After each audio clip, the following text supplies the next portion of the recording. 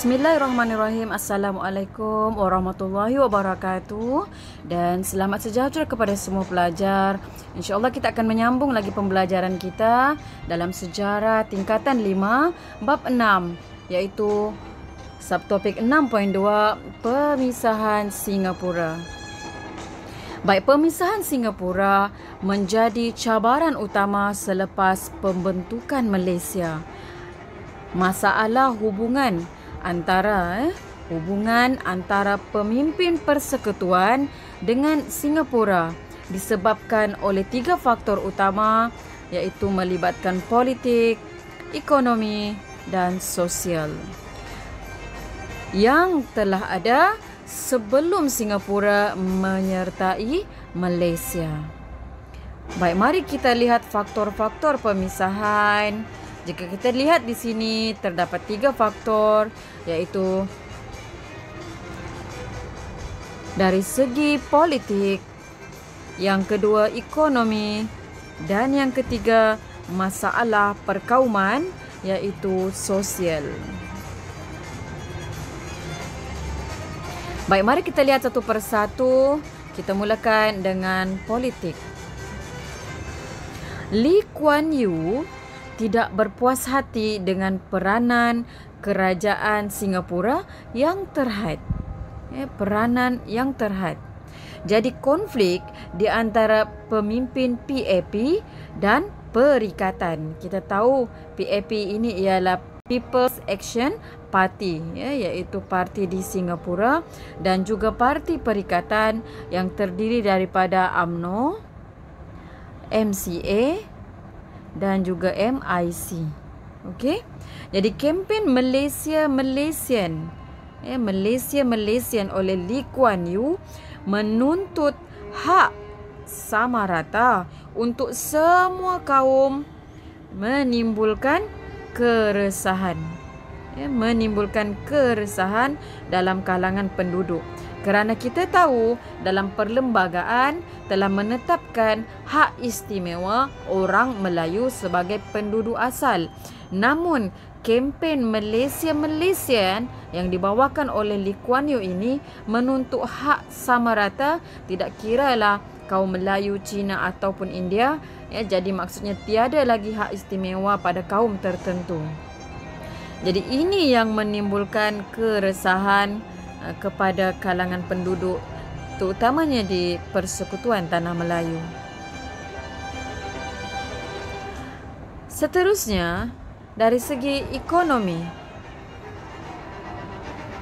Dari segi ekonomi, Singapura menuntut pembukaan pasaran bersama, iaitu common market, disegerakan. Jadi Singapura tidak berpuas hati dengan cadangan tambahan cukai yang perlu diberikan kepada kerajaan persekutuan. Okey. Satu, masalah pasaran dalam ekonomi. Yang kedua adalah masalah cukai. Dan seterusnya Singapura juga mahu mengenakan kadar faedah terhadap sebahagian daripada pinjaman sebanyak RM150 juta kepada kerajaan persekutuan untuk pembangunan Sarawak dan Sabah. Jadi sebenarnya Singapura telah meminjamkan 150 juta ringgit kepada kerajaan persekutuan untuk pembangunan Sabah dan Sarawak, dan ini mereka ingin kenakan kadar faedah. Jadi kita lihat bagaimana ada konflik dan pergeseran dalam ekonomi juga. Seterusnya dari segi sosial, kita melihat tentang masalah perkauman. Telah berlaku rusuhan kaum di Singapura pada 21 Julai 1964 yang menimbulkan ketegangan antara kaum.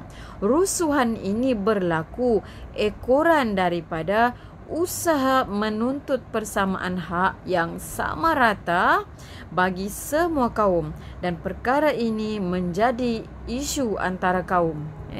Jadi kalau kita lihat tadi tuntutan Lee Kuan Yew dalam politik tadi, membawa kepada masalah perkauman.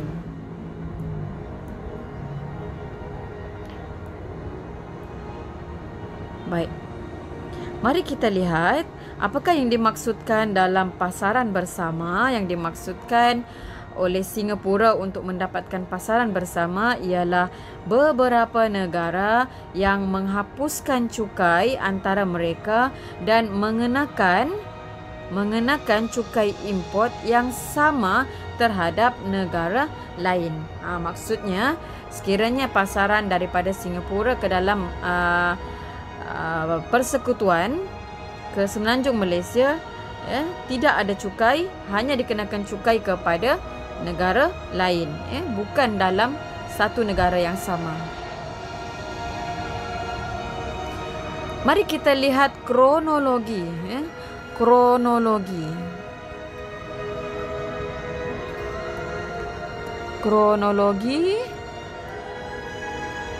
pemisahan Singapura daripada Malaysia. Baik, bermula dengan tahun 1965 pada Jun 29 Jun kegagalan rundingan di antara Tun Abdul Razak Husin dengan Lee Kuan Yew. Tun Abdul Razak Husin ini wakil daripada Semenanjung dan juga Lee Kuan Yew daripada Singapura.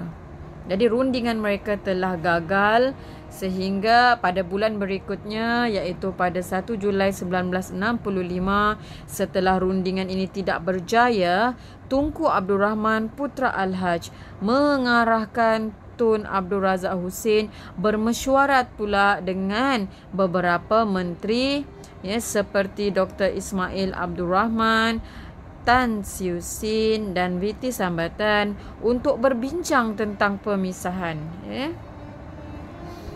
Dan seterusnya pada bulan berikutnya, iaitu pada awal Ogos 1965, diadakan satu mesyuarat khas Kabinet Malaysia di mana mereka telah bersetuju dengan rancangan pemisahan.